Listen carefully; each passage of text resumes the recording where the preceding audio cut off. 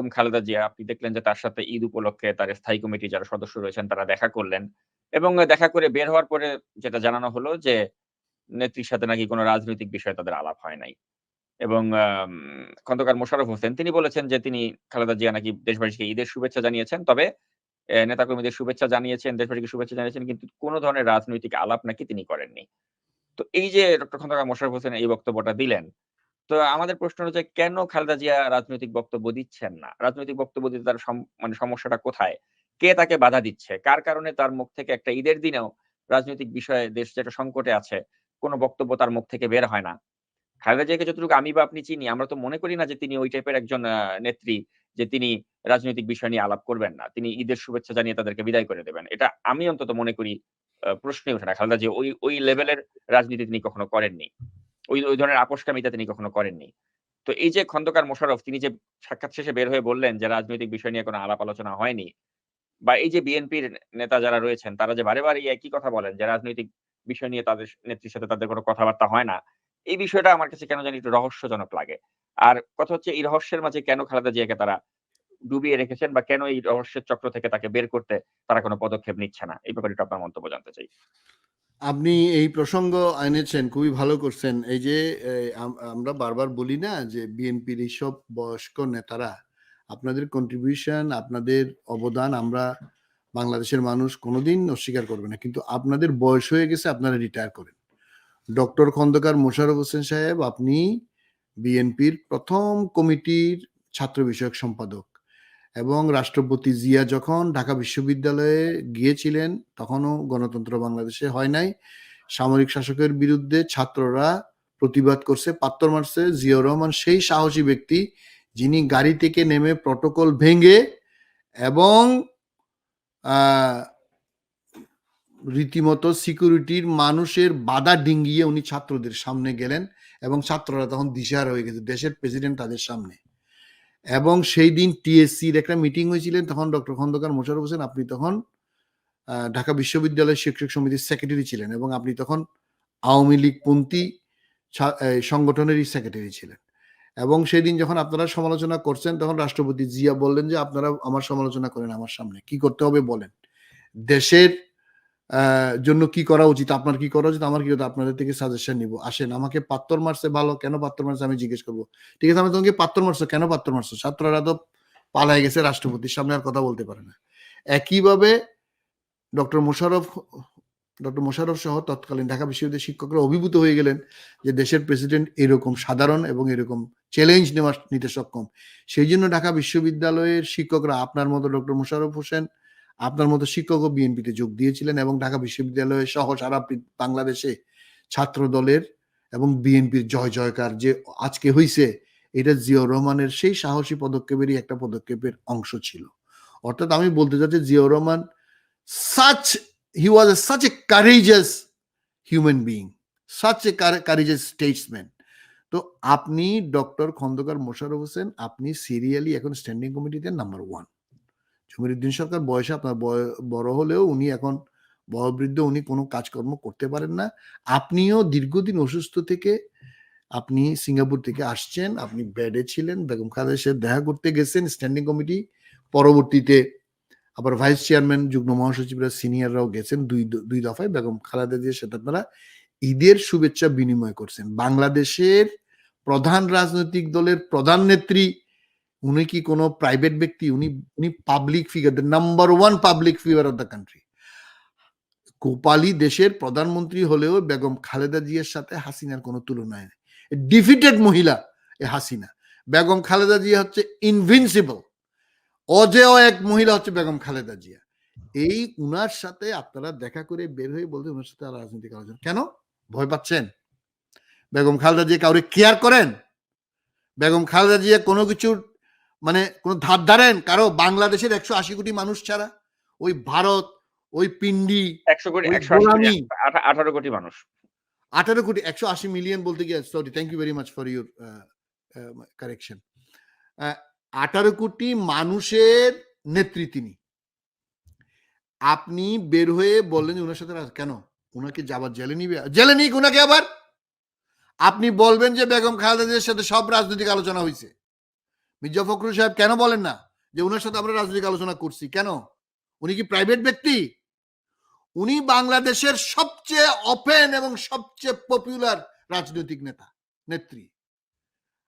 আপনাদের এই কচ্ছপ মার্কা রাজনীতি, এইসব ভেড়া মার্কা রাজনীতি, এগুলো ছেড়ে দেন। বেগম খালেদা জিয়া যদি হাসিনার সাহস থাকে, গোপালীর সাহস থাকে, আবার জেলে নিক। আমি তো বলি সমস্ত কিছু এখন ভেঙে উনার যদি স্বাস্থ্য এলাও করে, উনাকে পল্টনে নিয়ে যান, উনাকে লালদিঘিতে নিয়ে যান, উনাকে হাদিস পার্কে নিয়ে যান, পথে বাধা দিক, উনাকে যাইতে না দিক, আন্দোলন সৃষ্টি করেন। বেগম খালেদা জিয়ার নিঃশ্বাস যতদিন আছে, আমি মনে করি বাংলাদেশের গণতন্ত্র ফেরার সম্ভাবনা তত তাড়াতাড়ি। উনি যতদিন বেঁচে থাকবেন, আমরা দোয়া করি উনি দীর্ঘদিন বাঁচুন। আপনারা এইসব এই গর্দপের রাজনীতি বন্ধ করেন। ওনার সাথে ঈদের শুভেচ্ছা বিনিময় হয়েছে, ওনার সাথে ভালো ঈদের শুভেচ্ছা বিনিময় করবেন, এদের সবাই ঈদের শুভেচ্ছা আমরা বিনিময় করি, আপনারা করতে গেছেন, কিন্তু রাজনৈতিক আলোচনা অবশ্যই করছেন। না করলেও বলবেন যে করছি। কেন? আরে ভয় কিসের আপনাদের? এত ভীতি কিসের? জেলে তো আপনারা দীর্ঘদিন জেলে কাটছেন, এক একজনের বিরুদ্ধে 100টা মামলা, 20টা মামলা, 50টা মামলা, হাজিরা দিচ্ছেনই। আর কিসের ভয় আপনাদের? আপনারা বেগম খালেদা জিয়াকে, হাসিনা কি করছে? হাসিনা রাজনীতিকে কোর্টে নিয়ে গেছে। কোর্টে কেনে? কাওয়ার্ড, ইডিয়েট, যারা মানুষের আদালতকে ভয় পায়, তারা এই বসংবত আদালতে বাংলাদেশের রাজনীতি নিয়েছেন।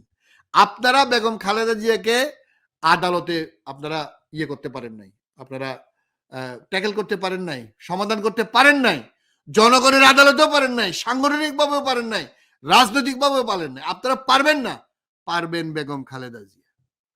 উনাকে প্রোগ্রাম দেওয়ার দরকার নয়, আনডিক্লেয়ার্ড একদিন পার্টি অফিসে নিয়ে যান, পল্টনে নিয়ে যান, দেখেন হাসিনার পতন কখন হয়, গোপালী কোন দিকে পালায় দেখেন। বেগম খালেদা জিয়াই একমাত্র এখনই ভরসা। এখন উনাকে সাথে আলোচনা করবেন কি করবেন না, কি করছেন কি না করছেন, আমরা শুধু ঈদের শুভেচ্ছা বিনিময় করছি। এই স্ট্যান্ডিং কমিটি থেকে এই যারা এখন বয়স্ক হয়েছেন, আপনারা দলকে অনেক দিয়েছেন, ধন্যবাদ, আপনারা বিদায় হন। তারেক রহমান ভদ্রতার খাতিরে যদি নাও করেন, আপনারা দয়া করে রিটায়ার করেন। জমিরুদ্দিন সরকার, এই যে doctor Khandakar Mosharraf Hossain, barrister Rafiqul Islam Miao এখন আসতেও পারেন না। তারপর আরো যারা আছেন, আমার জানি না লেফটেন্যান্ট জেনারেল মাহবুব রহমান এখনো দলীয় পদে আছেন কিনা, প্লিজ আপনারা যান, তরুণদেরকে আসতে দেন, সাহসী যারা তাদেরকে আসতে দেন। এইসব অথর্ব, অযোগ্য এবং অপদার্থ মার্কা কথা বাংলাদেশের মানুষ শুনতে চায় না। বাংলাদেশের মানুষ শুনতে চায় বীরুত্তম, মহাবীর জিয়াউর রহমানের মতো উই রিভোল্ট, সেই কথা শুনতে চায়। আপনাদের মতো কচ্ছপকে আর আমাদের দরকার নেই। আমি দুঃখিত, আপনাদেরকে অনেক সম্মান করেই বলবো, you are no more relevant in that politics of Bangladesh nowadays. আপনারা এখন রিলেভেন্ট না, আপনারা ইররিলেভেন্ট হয়ে গেছেন। আপনারা দয়া করে ক্ষান্ত দেন, ক্ষান্ত দিয়া তরুণ তুর্কিদেরকে দায়িত্ব দেন, যারা যোগ্য, যারা সাহস করে বেগম খালেদা জিয়াকে পল্টনে নিয়ে যাবে, যারা নয়া পল্টনে নিয়ে গিয়ে বলবো যে তোমার আদালতের গোষ্ঠী আমরা কিলাই। আমরা বেগম খালেদা জিয়া আজকে থেকে পার্টি অফিসে বসবে, উনি দলের চেয়ারপারসন, দেখেন দেশের আন্দোলন কি হয়। এইসব আমরা তার সাথে শুধু ঈদের শুভেচ্ছা বিনিময় করতে গেছি, অন্য কোনো কথা বলি নাই। This all are nonsense. এইসব ডার্টি কথা বাদ দেন, আপনারা রিটায়ার করেন। নতুন আমি তারেক রহমান যে আমরা শুরুতেই যে আলাপ করছিলাম যে বিএনপির নেতৃত্ব পরিবর্তন, আপনার বাবার বন্ধু যারা এখন 80 বছরের 75 বছরের বেশি হয়েছে, দয়া করে তাদেরকে উপদেষ্টা কমিটি করেন, একটা বড় উপদেষ্টা কমিটি, আন্তর্জাতিক যোগাযোগের মাধ্যমে ওনাদেরকে ওখানে বসাইয়া এখানে তরুণ তুর্কিদের দায়িত্ব দেন, নতুন নেতৃত্ব আনেন, যাতে বাংলাদেশে গণতন্ত্র ফেরত আসে। বাংলাদেশের 180 মিলিয়ন মানুষ, 18 কোটি মানুষ আপনাদের দিকে তাকিয়ে আছে। আপনারা এইসব কথা বললে বাংলাদেশের মানুষ ডিসার্টেন হবে, আপনাদের যে 50 লক্ষ আসামি দলের 50 লক্ষ আসামি দক্ষিণ এশিয়া না এশিয়াতে পৃথিবীতে আছে কিনা সন্দেহ। সাউথ আফ্রিকান নেলসন ম্যান্ডেলার আফ্রিকান ন্যাশনাল কংগ্রেস এএনসি, ওখানে তো জনসংখ্যাও নাই অত, তখন ছিল না অত। তো সেই রকম একটা দলের নেতা হয়ে আপনি যদি শুধু ঈদের শুভেচ্ছার কথা বলেন তাহলে তো আমাদের আর কিচ্ছু বলার নাই। আপনারা ঈদের শুভেচ্ছা বিনিময় করবেন বেগম খালেদা জিয়ার সাথে, এইটার মতো দুর্ভাগা কথা, লজ্জার কথা আর কিছু হতে বলে আমি মনে করি না। আশা করি ভবিষ্যতে আপনারা এইসব কথা আমাদেরকে আর বলবেন না। বলবেন বেগম খালেদা জিয়ার সাথে আমরা ডিসকাস করছি আন্দোলন নিয়ে, গণতন্ত্র নিয়ে, আইনের শাসন নিয়ে। যেই বিচার বেগম খালেদা জিয়া পাননি সেই বিচার কিভাবে দেশের অন্যান্য মানুষ পেতে পারে, উনি যেই বিচার পাননি সেই বিচার যাতে আর কারো উপর প্রয়োগ না হয়, সুষ্ঠু বিচার হয়, সেই ডিসকাশন করছেন, সেটাই আপনি বলবেন। এবং আপনারা জাতির কাছে ক্ষমা চান। বেগম খালেদা জিয়ার জন্য আপনারা কিচ্ছু করতে পারেন না। আপনারা ঘোড়ার ডিম করছেন। দেশের প্রধান নেত্রী যিনি কোনোদিন পরাজয় বরণ করেন নাই, তার জন্য আপনারা কিচ্ছু করতে পারেন নাই। You are all failed politicians, your leadership is totally failed. এই যে বিএনপির উকিলগুলা যারা লম্বা লম্বা কথা বলছিল 3 দিনের মধ্যে বেগম খালেদা জিয়াকে বের করবে, আজকে 6 বছর হয়ে গেছে বেগম খালেদা জি 6.5 বছর এখন জেলখানায়।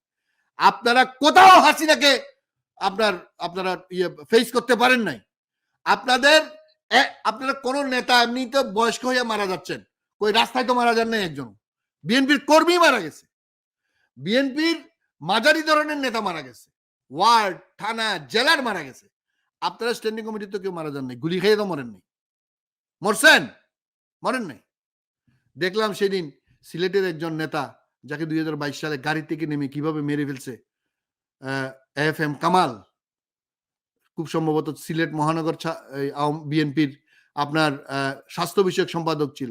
কই আপনাদেরকে সেরকম মারে নাই, এই লেভেলের নেতাদেরকে রাস্তাঘাটে মেরে ফেলতেছে, কন্টিনিউয়াস মারতেছে। আর আপনারা বলবেন শুধু ঈদের গ্রিটিং করতে গেছেন। কালকেই বেগম খালেদা জিকে নিয়ে যান না, দেখেন না কি হয়। আপনাদেরকে তো মানুষ বিশ্বাস করে না, বেগম খালেদা জিকে বিশ্বাস করে। বেগম খালেদা জিয়াই বাংলাদেশের গণতন্ত্রের প্রতীক, সার্বভৌমত্বের প্রতীক, বিচার বিভাগের স্বাধীনতার প্রতীক। জিয়াউর রহমানের উত্তরসূরি হিসেবে যে যত সমালোচনাই করুন, বেগম খালেদা জিয়ার বিকল্প এখনো তৈরি হয় নাই। আমি মনে করি তারেক রহমানও এখন বেগম খালেদা জিয়ার বিকল্প হয়নি। তারেক রহমান সাহেব, আপনাকেও বলবো, বেগম খালেদা জিয়ার যতটুক উনার নিঃশ্বাস আছে, এই নিঃশ্বাসটাকে ব্যবহার করার চেষ্টা করেন। এই নিঃশ্বাসটাই বাংলাদেশের সার্বভৌমত্বের নিঃশ্বাস, এই নিঃশ্বাসটাই বাংলাদেশের ডেমোক্রেসির নিঃশ্বাস। যেই বিচার উনি পাননি বেগম খালেদা জিয়া, সেই বিচার ব্যবস্থাকে ঠিক করার জন্য উনাকেই লাগবে, উনি ছাড়া আর কোনো বিকল্প নাই। ধন্যবাদ।